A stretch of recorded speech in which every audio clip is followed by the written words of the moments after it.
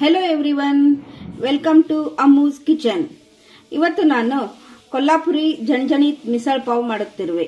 ಅದಕ್ಕೆ ಬೇಕಾಗಿರುವ ಸಾಮಗ್ರಿಗಳು: ಮೊಳಕೆ ಒಡೆದಿರೋ ಕಾಳುಗಳು, ಈರುಳ್ಳಿ, ಕೊತ್ತಂಬರಿ, potato, tomato, ginger garlic paste, ಲಿಂಬು, ಉಪ್ಪು, ರುಚಿಗೆ ತಕ್ಕಷ್ಟು ಉಪ್ಪು,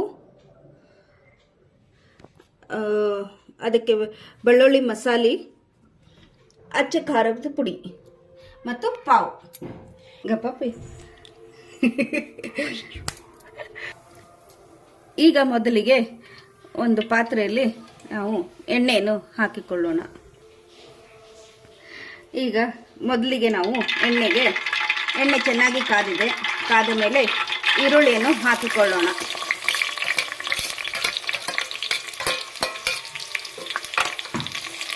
ಇದನ್ನು ಚೆನ್ನಾಗಿ ಕಂದು ಬಣ್ಣ ಬರುವವರೆಗೂ ತಾಳಿಸಿಕೊಳ್ಳೋಣ.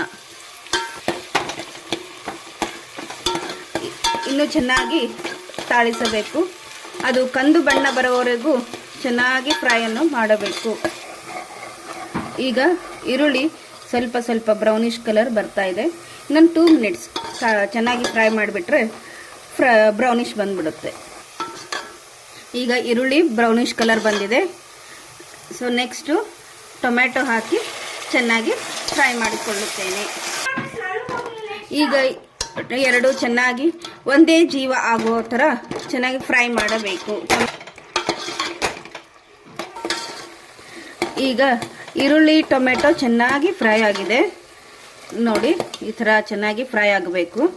ಅದಾದ ಮೇಲೆ ಅದಕ್ಕೆ ಜಿಂಜರ್ ಗಾರ್ಲಿಕ್ ಪೇಸ್ಟನ್ನು ಹಾಕುತ್ತಿರುವೆ. ಇದು ಕೂಡ ಹಸಿ ವಾಸನೆ ಹೋಗುವವರೆಗೂ ಚೆನ್ನಾಗಿ ಫ್ರೈ ಮಾಡಬೇಕು. ಈಗ ಹಸಿ ವಾಸನೆ ಎಲ್ಲ ಹೋಗಿ 3 ಐಟಮ್ಸ್ಗಳು ಚೆನ್ನಾಗಿ ಬೆರೆತಿವೆ. ಈಗ ನೆಕ್ಸ್ಟು ರುಚಿಗೆ ತಕ್ಕಷ್ಟು ಉಪ್ಪನ್ನು ಹಾಕೋಣ.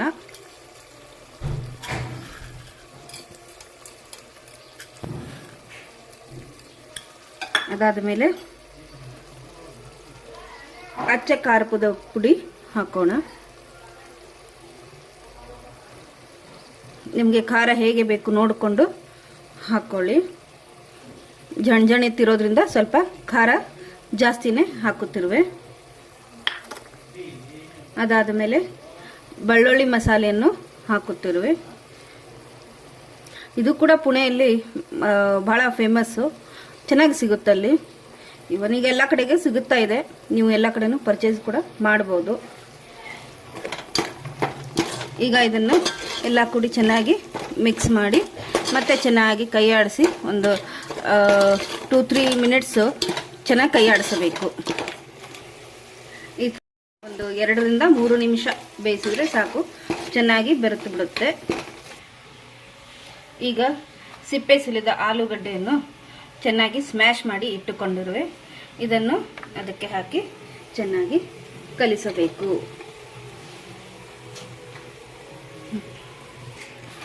ಈ ಥರ ಆಲೂಗಡ್ಡೆಯನ್ನು ಹಾಕಿ ಚೆನ್ನಾಗಿ ಕಲಿಸಬೇಕು, ಮಿಕ್ಸ್ ಮಾಡಬೇಕು.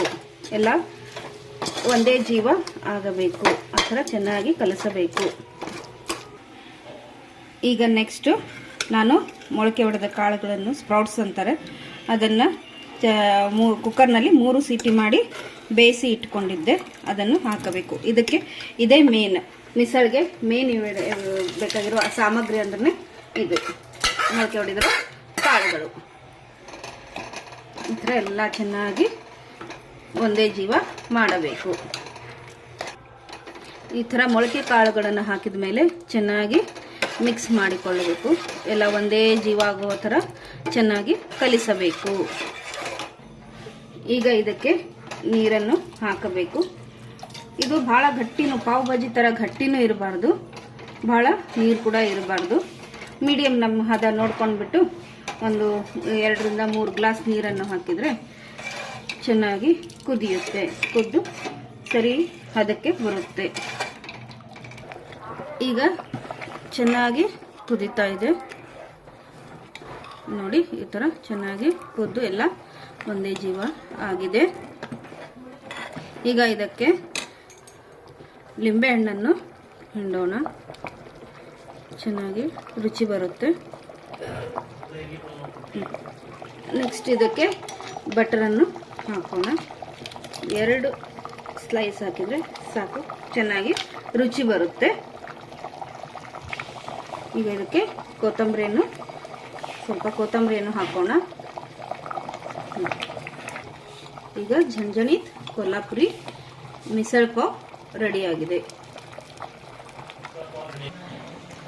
ಈಗ ನೋಡಿ, ಈ ಥರ ತಿನ್ನಲು ಕೊಲ್ಹಾಪುರಿ ಝಣಝಣೀತ್ ಮಿಸಲ್ ಪಾವ್ ರೆಡಿಯಾಗಿದೆ. ಈ ರೀತಿಯ ಹೊಸ ಹೊಸ ರುಚಿಗಳನ್ನು ನೀವು ನೋಡಲು ಇಷ್ಟಪಡುವುದಾದರೆ ನನ್ನ ಚಾನಲನ್ನು ಲೈಕ್ ಮತ್ತು ಸಬ್ಸ್ಕ್ರೈಬ್ ಮಾಡಿ. ಧನ್ಯವಾದಗಳು.